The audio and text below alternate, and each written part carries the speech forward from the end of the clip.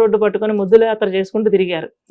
మరి ఇవాళ కూడా కూటమి వచ్చింది, ఆయన నమ్మి కొంతమంది గెలిచిన వాళ్ళు ఉన్నారు, ఆయన నమ్మి ఓట్లేసిన ప్రజలు ఉన్నారు. వాళ్ళకి న్యాయం చేయకుండా ఇప్పుడు కూడా అదే తప్పు చేస్తున్నారు. అసెంబ్లీకి రాకుండా నేను లోపలే కూర్చుంటాను, తాడేపల్లి ప్యాలెస్ లోనే బయటికి రాను, లేదంటే వెళ్ళిపోయి ఎక్కడో ఉంటా, లోటస్ పాండ్ లో ఉంటాను అని చెప్తున్నారు. రాంబాబు గారు కూడా ఒకటి, రాంబాబు అయితే కామెంట్ చేయడం కూడా జరిగింది, జగనన్నతో ఆట పులితో వేట పెట్టుకోవద్దు అని చెప్పేసి ఒక వార్నింగ్ కూడా ఇస్తున్నాడు. పవన్ కళ్యాణ్ అనవసరంగా జగన్మోహన్ రెడ్డి గారితో పెట్టుకుంటున్నాడు, అంటే ఇప్పుడు కామ్గా ఉన్నాం కదా, అంటే సైలెంట్ గా ఉన్నాం కదా అని చెప్పేసి నీకు ఇష్టం వచ్చినట్టు రెచ్చిపోతున్నావు, ఒక్కసారి విజృంభించామంటే ఆ తాకిడికి నువ్వు తట్టుకోలేవు అని చెప్పేసి కొన్ని వార్నింగ్లు ఇస్తూ ఉన్నారు. దీనికి ఏం చెప్తారు?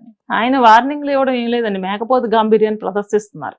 పవన్ కళ్యాణ్ గారే చెప్పారు కదా, ఫ్యాక్షనిస్టులకి కనుక మీరు పట్టం కడితే ఎలా ఉంటది చూస్తారు అని 2019 ఎలక్షన్ ముందు బహిరంగ సభలలో చెప్పారు. అయినా కూడా ప్రజలు నమ్మి అతనికి ఓట్లు వేశారు.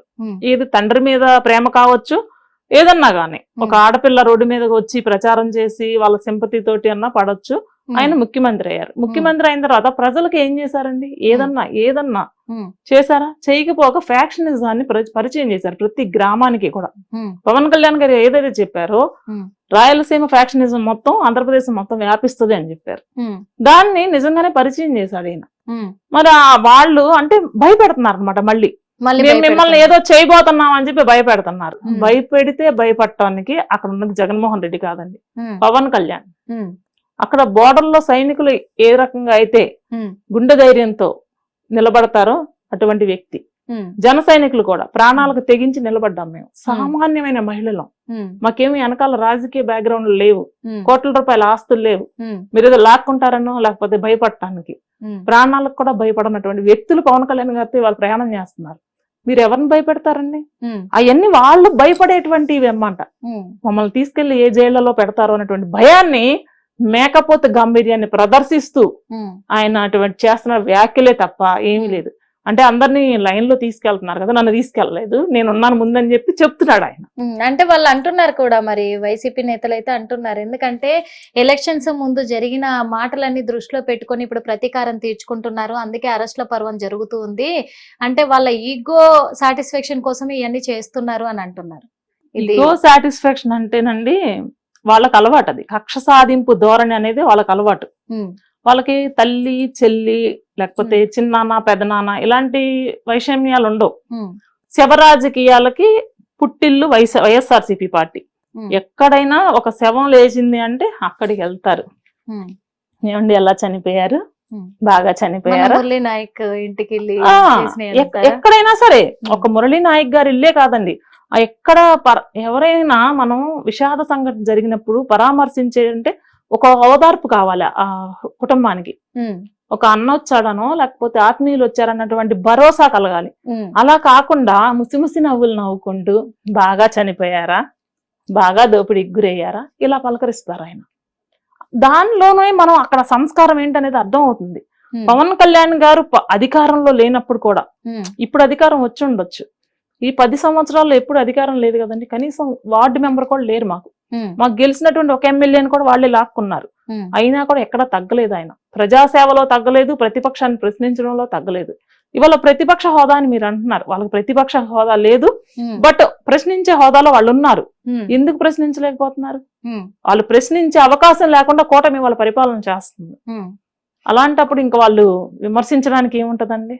అది నిజమే కావచ్చు, కూటమి ప్రభుత్వం ఈ రోజున పరిపాలన చేస్తుంది అని చెప్పేసి అభివృద్ధి కార్యక్రమాలు కూడా ముందుబడి చేస్తున్నారని మీరు చెప్తున్నారు, కరెక్టే. కాకపోతే ఈ కూటమి ప్రభుత్వం లేకపోయినుంటే మళ్ళీ జనసేన ఒక్క సీటు కూడా గెలిచేది కాదు, కూటమి అండతోనే గెలిచింది, ముఖ్యంగా కేంద్రం అండతో గెలిచింది అని చెప్పేసి కూడా వాళ్ళు వ్యాఖ్యలు చేస్తూ ఉన్నారు.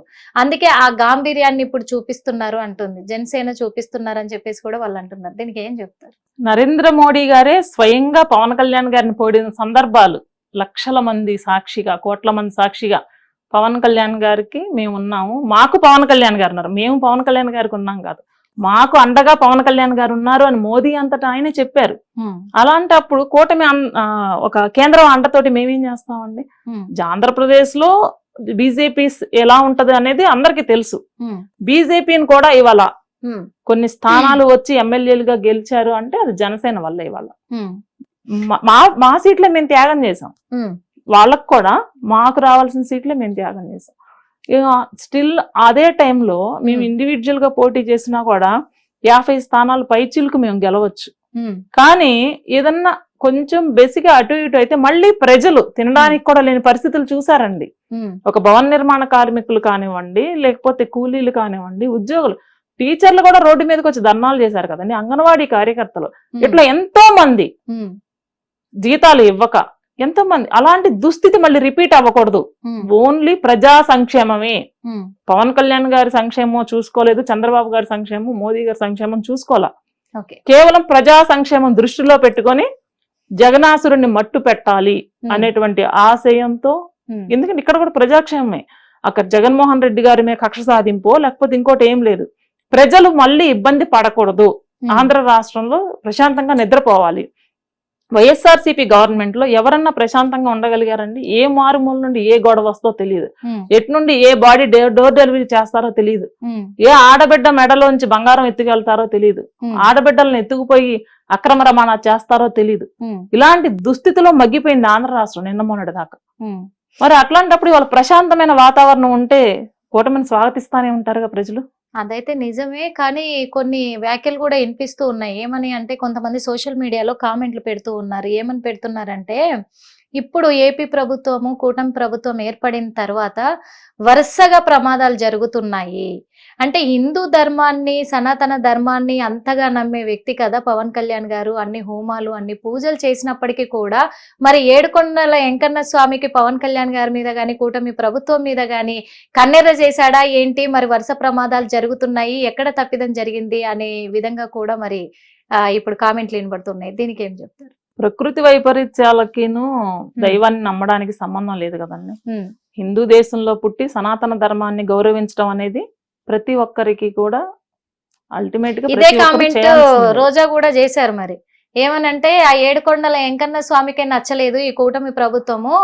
వైఎస్ఆర్సీపీ ఉన్నప్పుడు, ప్రభుత్వం ఉన్నప్పుడు, జగనన్న ప్రభుత్వం ఉన్నప్పుడు ఆ ఏడుకొండల స్వామి తలంబ్రాలు అందుకున్నాడు ఆయన చేతుల మీదుగా, వీళ్ళని ఎలా స్వాగతిస్తాడు, అందుకే వరుస ప్రమాదాలు చూపిస్తూనే ఉన్నాడు అని చెప్పేసి కొన్ని కామెంట్లు కూడా అంతకంటే దారుణమైనవి చేశారు. కానీ ఏడుకొండల వెంకటేశ్వర స్వామి తోటి చంద్రబాబు గారు, పవన్ కళ్యాణ్ గారి కన్నా ఎక్కువ పరిచయం జగన్మోహన్ రెడ్డి గారికే ఉందండి.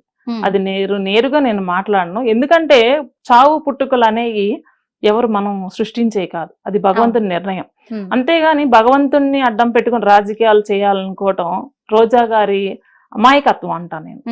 ఎందుకంటే మరి మేము కూడా అనొచ్చు కదా, ఏడుకొండల వెంకటేశ్వర స్వామి గారిని విమర్శించటం వల్ల ఆ రోజు ఆ సంఘటనలు జరిగినాయి అని చెప్పి మేము కూడా అనొచ్చు కదా. కానీ మాకు అలాంటి వ్యక్తిత్వం లేదు, అలా ఎదుటి వాళ్ళని కించపరిచి మాట్లాడేటువంటి స్వభావం మాకు లేదు. అందువలన మాత్రమే మేము సహనంగా ఉన్నాం. లేకపోతే ఆ అధికార మదంతో రోజా గారు మాట్లాడిన మాట్లాడికి జనసేన వీర మహిళలు పబ్లిక్ లో దొరుకుంటే ఖచ్చితంగా కొట్టేవారండి. అదే ఇప్పుడు ఆవిడ ఎన్నో మాటలు మాట్లాడారు. పవన్ కళ్యాణ్ గారి భార్యను కానివ్వండి, పవన్ కళ్యాణ్ గారిని కానివ్వండి, ఆమె ప్రేమ్ లో హైలైట్ అవ్వడం కోసం ఇష్టం వచ్చినట్టు మాట్లాడారు. ఇప్పుడు మాట్లాడమనండి వచ్చి. అయితే కొన్ని కామెంట్లు కూడా అప్పటి నుంచి కూడా చేస్తూ వస్తూ ఉన్నారు మరి రోజా గారు అయితే. ఎందుకంటే ఏమనంటే, సినిమా డైలాగులు కొట్టే వాళ్ళు ఇక్కడ రాజకీయంలో పనికిరారు అని చెప్పేసి కామెంట్లు చేస్తూ రావడం జరిగింది. కానీ తను కూడా ఒక సినిమా వ్యక్తే, సినిమా రంగం నుంచి వచ్చిన మహిళనే. ఇప్పుడు కూడా వాస్తవంగా చెప్పాలంటే మొన్నటి వరకు జబర్దస్త్ చేసింది, జబర్దస్త్ ప్రోగ్రామ్ లో జడ్జిగా నిర్వహించింది. ఆ తర్వాత అక్కడ నుంచి బైకట్ అయింది. పవన్ కళ్యాణ్ గారు ఎప్పుడైతే రాజకీయాల్లోకి వచ్చారో అప్పటి నుంచి ఆ ప్రోగ్రామ్ కి స్వస్తి చెప్పేసి మళ్ళీ ఇక్కడ ఉన్న తర్వాత ఇప్పుడు కొత్తగా మళ్ళా డ్రామా జూనియర్స్ అనే ప్రోగ్రామ్ కి మరి జడ్జిగా వ్యవహరిస్తున్నారు. అంటే ఇక్కడ సినిమా రంగాన్ని ఒకప్పుడు కించపరిచిన రోజా ఇప్పుడు మళ్ళీ సినిమా రంగంలోకే మళ్ళీ వచ్చి కూర్చున్నారు. అంటే తను ఎప్పుడు కూడా సినిమా రంగాన్ని వదలలేదు. తను మరి రాజకీయాలలో సినిమా డైలాగులు కొట్టలేదా? దీని మీద ఏం చెప్తారు మీరు? అసలు అన్ని సినిమా డైలాగులే కదండి. సినిమా డైలాగులు కొట్టడం కాదు, ఆమె భర్త సినీ ఇండస్ట్రీకి సంబంధించిన వ్యక్తే. పవన్ కళ్యాణ్ గారిని ఇష్టం వచ్చినట్టు విమర్శించింది, సినిమా డైలాగులని అయ్యని అని చెప్పేసి.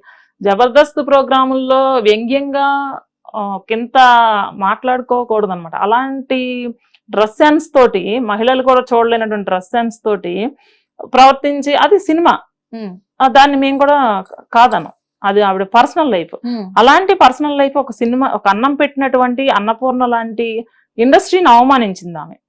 పవన్ కళ్యాణ్ గారిని అడ్డు పెట్టుకొని ఈయన భుజం మించి ఇండస్ట్రీని మొత్తాన్ని గన్ పెట్టి పేల్చి అవమానించింది. అది ఇండస్ట్రీ మొత్తం తీసుకొని ఉంటే ఇవాళ రోజా అనే ఆమెకి ఇవాళ ఇండస్ట్రీలో ప్లేస్ ఉండదు. వాళ్ళు తీసుకోలేదు కాబట్టి ఎవరినో పవన్ కళ్యాణ్ కదా అన్నారు, మనల్ని కాదు కదా అన్నట్టు నిమ్మక నీరెత్తినట్టు కొంతమంది వదిలిపెట్టి ఊరుకున్నారు. ఆమె ఈ రోజు మళ్ళీ దిక్కులేని పరిస్థితుల్లో ఆ ఇండస్ట్రీయే ఇవాళ మళ్ళీ ఆమెకి భిక్షం పెట్టే పరిస్థితి అయింది. ఎప్పుడు కూడా మనకు అన్నం పెట్టినటువంటి అది ఏదైనా కావచ్చండి, ఏ వృత్తి అయినా కావచ్చు, అలాంటి వృత్తిని అవమానించకూడదు. ఆమె అసలు స్త్రీ అనే పదానికి కూడా కలంకం అండి, రోజా అనే మనిషి. మరి ఇప్పటికి కూడా తను చెప్తూనే ఉన్నారు, మళ్ళీ నెక్స్ట్ ఖచ్చితంగా వైసీపీయే రాసి పెట్టుకోండి, జనసేన కావచ్చు ఇటు కూటమి ప్రభుత్వము ఇద్దరు కూడా మీరు రాసి పెట్టుకోండి, వైసీపీ వచ్చిన తర్వాత ఒక్కొక్కరు అంతు చూడడం ఖాయం అని చెప్పేసి వార్నింగ్లు ఇస్తూ ఉన్నారు. దీనికి ఏం చెప్తారు? వాళ్ళు అంతు చూస్తారని తెలిసే ప్రజలు బటన్ నొక్కి నేరుగా అక్క చెల్లెమ్మలకి ఏదైతే నేను చేస్తున్నానని చెప్పి అప్పులు పాలు చేశారో మిగిలిన వాళ్ళని, అదే బటన్ నొక్కి రివర్స్ పంచి కొడితే వెళ్ళి పులివెందుల్లో పడిపోయాడు ఆయన. ఎందుకంటే ఇలాంటి ఫ్యాక్షన్ రాజకీయాన్ని ప్రజలు ఎవరు స్వాగతించరండి. ఇవాళ నా బిడ్డలు బయటికి వెళ్ళారంటే క్షేమంగా తిరిగి రావాలని నేను కోరుకుంటా. ఎటు వెళ్తే ఏ గొడవలు జరుగుతాయో, ఎవరు నరుక్కుంటారో, ఎవరు కొట్టుకొని చేస్తారో అని చెప్పి బిక్కుమంటూ బతికేటువంటి పరిస్థితిని మళ్ళీ అయితే ఆంధ్ర రాష్ట్ర ప్రజలు తెచ్చుకోరని నేను అనుకుంటున్నాను. ఆ జగన్మోహన్ రెడ్డి గారికి ఇప్పుడు కాదండి, ఒక 15-20 సంవత్సరాల తర్వాత కూడా వైఎస్ఆర్సీపీకి అలాంటి అవకాశం ఇవ్వరు. నేనైతే ఛాలెంజ్ చేస్తున్నానండి, ఈవెన్ ఒక సంవత్సరం లోపే స్థానిక సంస్థల ఎన్నికలు వస్తాయి. మీ దమ్మేంటో మీరు చెప్తున్నారు కదా, వైనాట్ 175 అన్న దగ్గర నుండి 11, నేనైతే సింగిల్ డిజిట్సే లెక్క పెట్టాను, సింగిల్ డిజిటే రావాలనుకున్నాను. కాకపోతే దేవుడు వాళ్ళకి కనికరించి 11 ఇచ్చాడు. స్థానిక సంస్థల ఎన్నికల్లో మీ బలాబలాలు ఏంటో నిరూపించుకుంటే అప్పుడు మీరు జబ్బలు జరుచుకుంటారో లేకపోతే తొడలు కొట్టుకుంటారో దేనికైనా సిద్ధంగా మాట్లాడండి. అప్పటి వరకు అసలు వాళ్ళకి మాట్లాడే అర్హత కూడా లేదు. కనీసం ప్రతిపక్ష పాత్ర కూడా పోషించలేకపోతున్నారు వాళ్ళు. ప్రజల పక్షాన గళం వినిపించండి. సరే, కూటమి చేయలేకపోతుందని చెప్తున్నారు, ఏం చేయలేదు ఎందుకు చెప్పట్లేదండి? చెప్పాలి కదా. అసలు ఇంకొక విషయం కూడా ఏంటంటే, ఇది నిజమే చెప్పాలి, అంత బానే ఉంది. కాకపోతే ఇప్పుడు అందరికీ ఒక క్వశ్చన్ మెదులుతూ ఉంది మైండ్ లో, ఏమనంటే అది వైసీపీ నేతలకు కూడా అనుకోవచ్చు. మరి ఏంటి అసలు ఈ రెడ్ బుక్ అనేది ఏంటి? ఈ రెడ్ బుక్ లో అసలు హిట్ టీవీ యాప్, ఇందులో short news, live news, entertainment shows, movies, digital magazines తో పాటు మీ జిల్లా వార్తలను కూడా ఫ్రీగా చూడొచ్చు. ఇంకెందుకు ఆలస్యం, వెంటనే హిట్ టీవీ యాప్ ని డౌన్లోడ్ చేసుకుని ఫ్రీగా ఎంటర్టైన్మెంట్ పొందండి. Hit TV app, hit TV app, please download hit TV app. Hit TV app ని ఫ్రీగా డౌన్లోడ్ చేసుకుని ఎంజాయ్ చేయండి. మీకు నచ్చిన ఎంటర్టైన్మెంట్ కోసం హిట్ టీవీ యాప్ ని ఫ్రీగా డౌన్లోడ్ చేసుకుని ఎంజాయ్ చేయండి. హిట్ టీవీ యాప్ ని డౌన్లోడ్ చేసుకుని ఆస్వాదించండి, ఆశీర్వదించండి. ఇంతమంది సెలబ్రిటీలు హిట్ టీవీ యాప్ ని డౌన్లోడ్ చేసుకోండి అని చెప్తున్నారంటే ఎంత మంచి యాప్ ఆలోచించండి. అమెరికా అమెరికా అమెరికా అమెరికాలో చదవాలనుకునే వాళ్ళకి విశ్వసనీయమైన పేరు మన శౌర్య కన్సల్టెన్సీ. UK లో 1 year masters, UK లో 1 year masters, 2 years work permit up to 5 years visa. Contact Saurya Consultancy. Contact 89851 89851.